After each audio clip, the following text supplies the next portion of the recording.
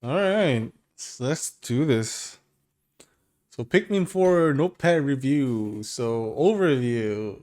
It is in some fantasy world where a captain is trapped in a mysterious planet.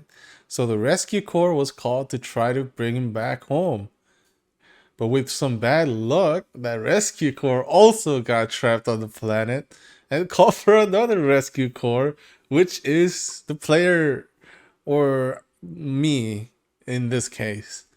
On this planet, there are these things called Pikmin that look like some slimy tiny aliens that will do all kinds of work for you and fight monsters for you. So these Pikmins are basically like slaves that carry these treasures for you. They're not that fast. They'll just like carry it, and then they fight monsters for you. They do all kinds of things for you, but that's about it. That's what Pikmins are for.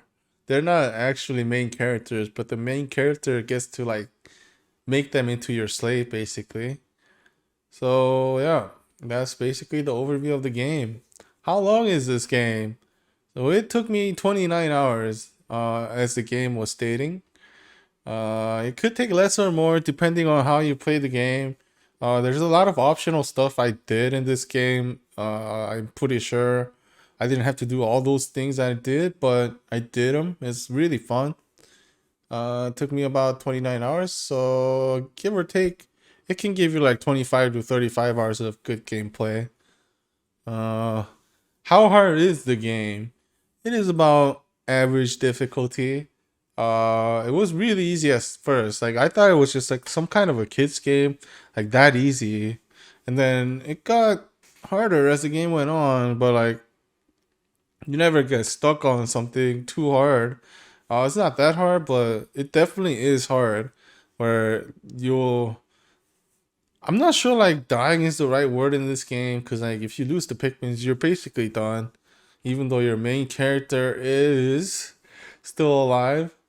I've had moments where my dog and my main character did die and I had to reset. But the point is the game is definitely not that hard. It's average at best. Gameplay. You control your Pikmins and your dog to carry all the stuff and fight the monsters. The main character is basically useless. You don't actually do anything, but you just control the Pikmins and your dog and do make them do all the work. Basically, make them into slaves. I might as well just call them slaves. I don't even know why they're called Pikmins. Just call them slaves as they are basically slaves. To be honest.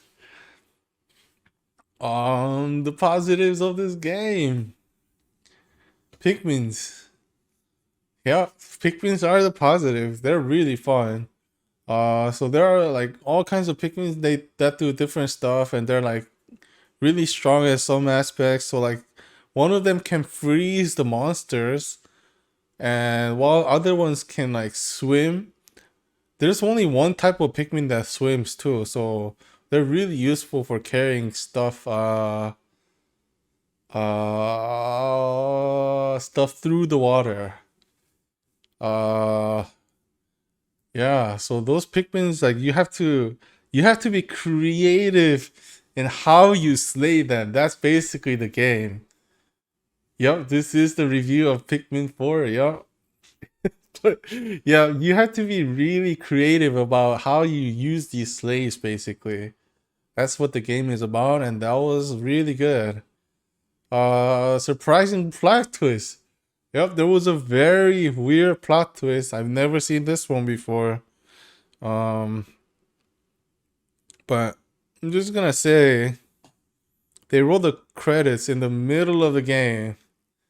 They roll the credits in the middle of the game instead of the end. Never seen that happen before. But that was really weird and surprising for sure. I thought the game ended, but yeah, it was um it was pretty good. That fake ending, it got me really speechless. I didn't know what to say and but to keep playing the game. It had like 10 hours of gameplay after the credits, I think. But yeah, great adventuring system.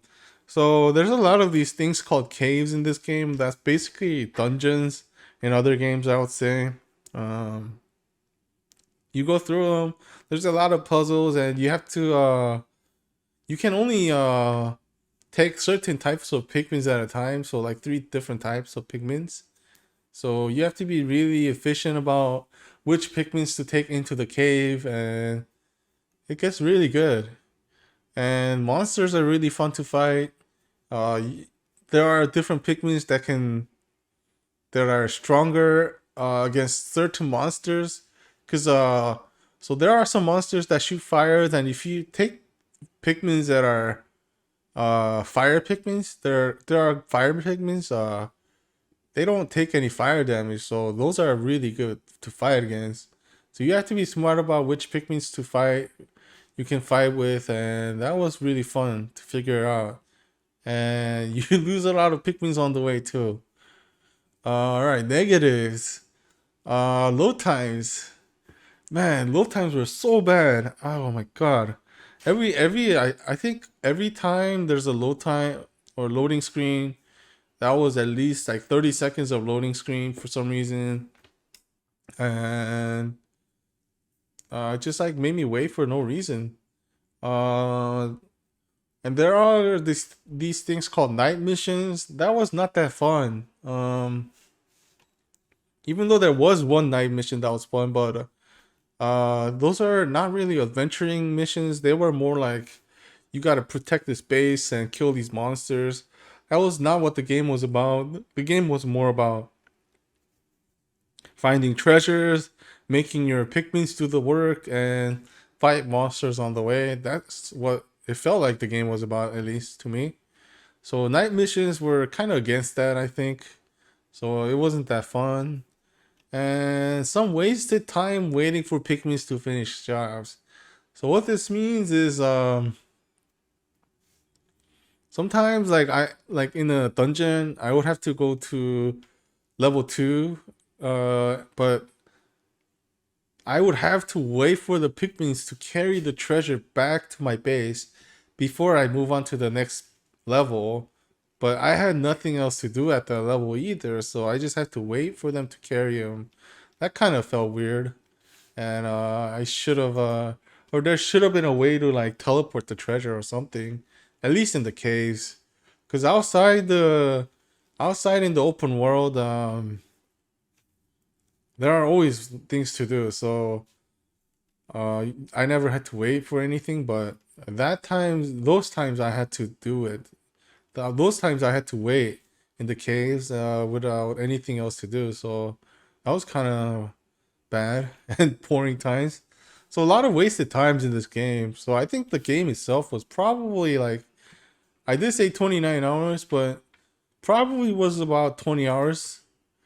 Um 25 hours for me, and then like 4 hours of kind of wasted time, which kind of sucks. But yeah, the game itself was good. One more negative: not enough, not enough script or not enough dialogue or voiced dialogue. Everything was scripted, and I don't really like that. I like I like to hear the voice actors do the talking instead of me having to read it. It's myself. Um, that felt bad. There was basically no dialogue, and everything was read only. Gold plated? No, no. The instant shuffer will look better with the chrome finish.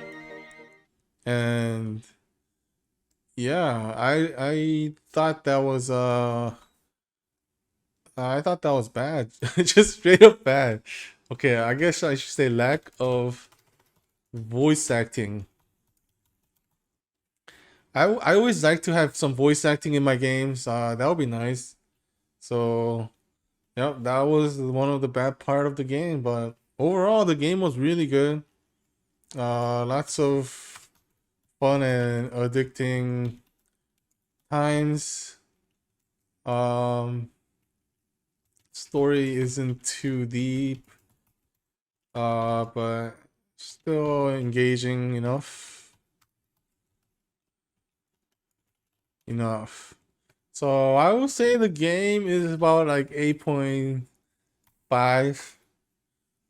This game's still really good, but not one of those greatest of all time games. So, yep, that was the end of the game right there. 8.5, Pikmin 4. Alright, that was the review of the game. Thanks for watching.